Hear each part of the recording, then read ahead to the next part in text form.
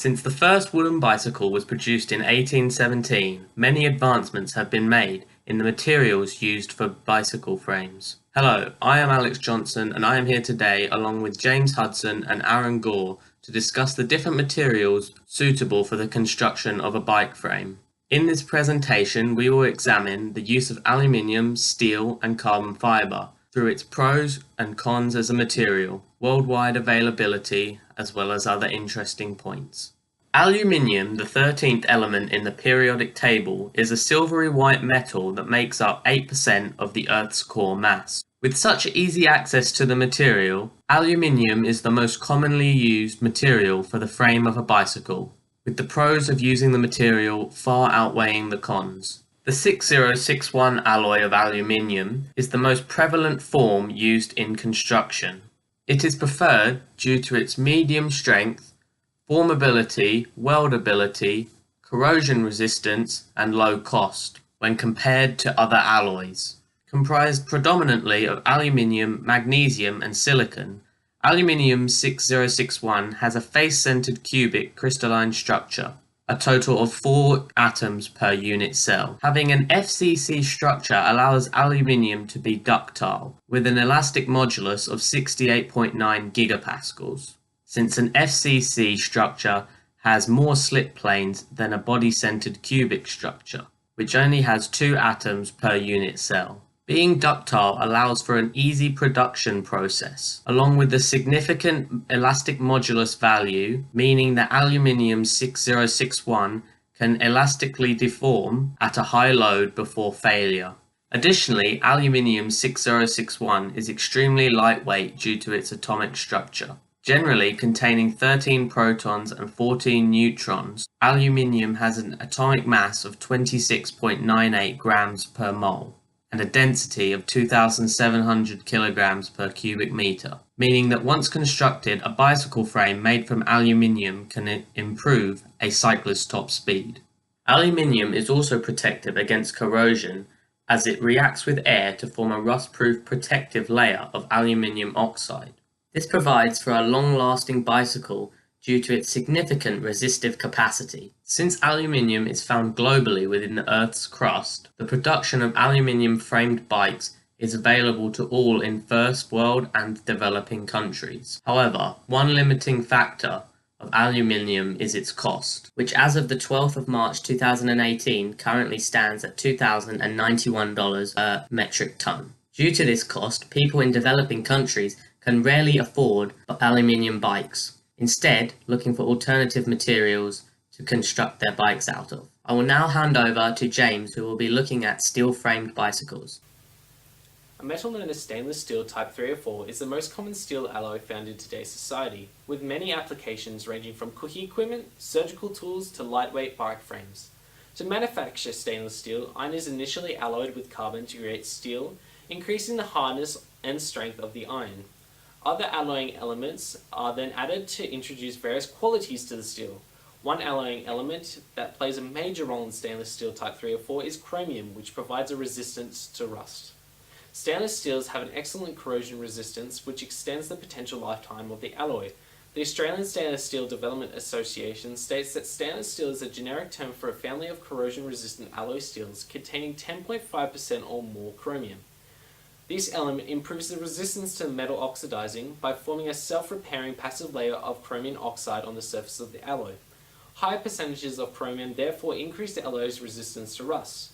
According to ASM, stainless steel type 304 has approximately 18 to 20% of chromium in its structure. Therefore, it has a very high resistance to oxidation and environmental degradation over long periods of time. The weight of type 304 stainless steel also means that the bike frames formed from this alloy are somewhat lightweight.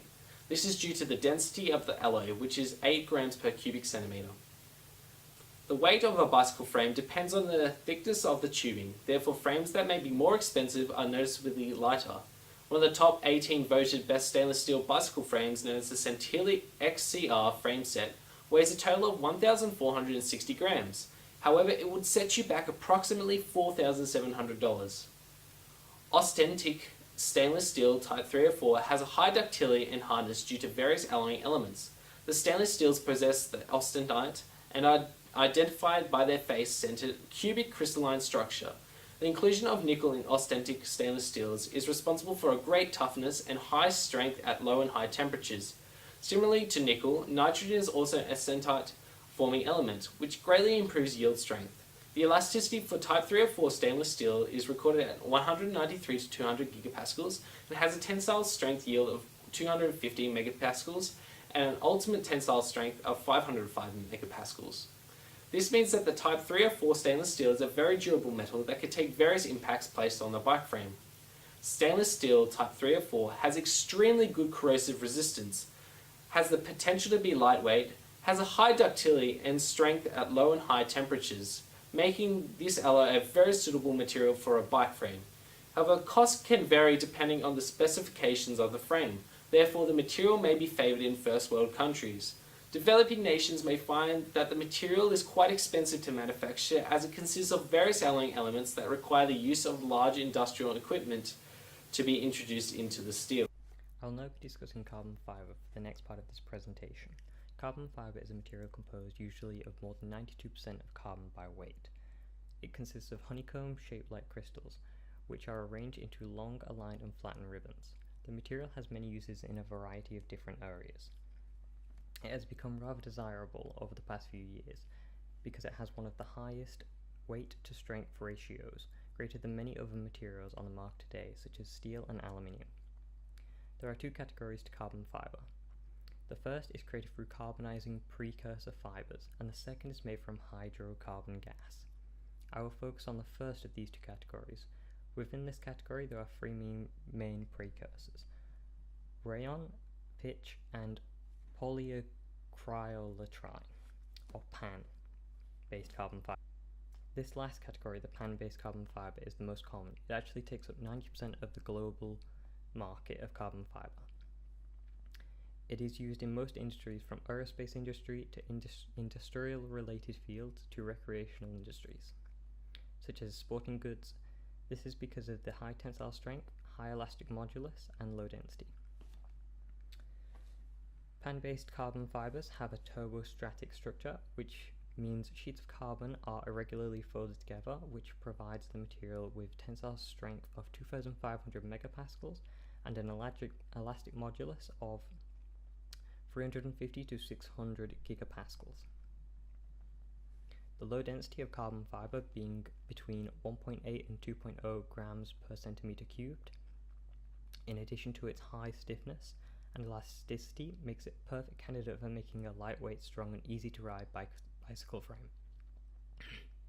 Additionally, carbon fibre is corrosion resistant, fatigue resistant and fire resistant, making it safe to ride and long lasting, unless a large force is applied upon it.